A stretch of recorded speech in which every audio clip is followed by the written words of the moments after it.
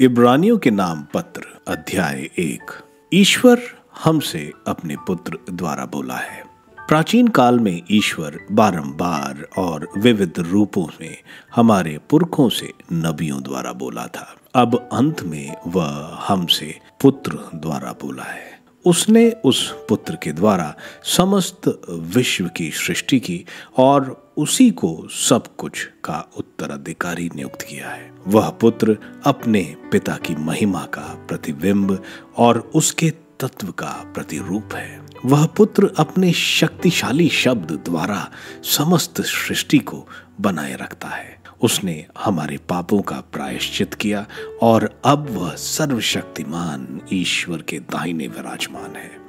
उसका स्थान स्वर्ग दूतों से ऊंचा है, क्योंकि जो नाम उसे उत्तराधिकार में मिला है वह उनके नाम से कहीं अधिक श्रेष्ठ है। ईश्वर का पुत्र स्वर्ग दूतों से श्रेष्ठ है। क्या ईश्वर ने कभी किसी स्वर्गदूत से यह कहा, तुम मेरे पुत्र हो, आज मैंने तुम्हें उत्पन्न किया है और मैं उसके लिए पिता बन जाऊंगा और वह मेरा पुत्र होगा। फिर वह अपने पहलौठे को संसार के सामने प्रस्तुत करते हुए कहता है, ईश्वर के सभी स्वर्गदूत उसकी आराधना करें। जबकि वह स्वर्गदूतों के विषय में यह कहता है, वह अपने दूतों को पावन मानता है और अपने सेवकों को धधकती आग।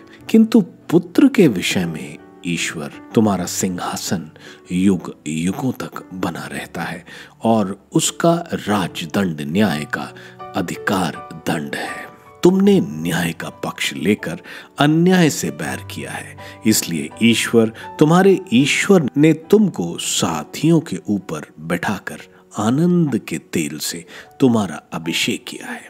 और फिर प्रभु, तुमने आदि में पृथ्वी की नींव डाली है। आकाश तुम्हारे हाथों का कार्य है। वे तो नष्ट हो जाएंगे, किंतु तुम बने रहते हो। वे सब वस्त्र की तरह पुराने हो जाएंगे, तुम चादर की तरह उन्हें समेट लोगे। वे वस्त्र की तरह बदल दिए जाएंगे, किंतु तुम एक रूप रहते हो और तुम्हारे वर्षों का अंत नहीं होगा। क्या उसने स्वर्ग दूतों में किसी से कभी यह कहा, तुम तब तक मेरे दाहिने बैठे रहो जब तक मैं तुम्हारे शत्रुओं को तुम्हारा पावदान न बना दूं? क्या सब स्वर्गदूत परिचारक नहीं है, जो उन लोगों की सेवा के लिए भेजे जाते हैं जो मुक्ति के अधिकारी होंगे?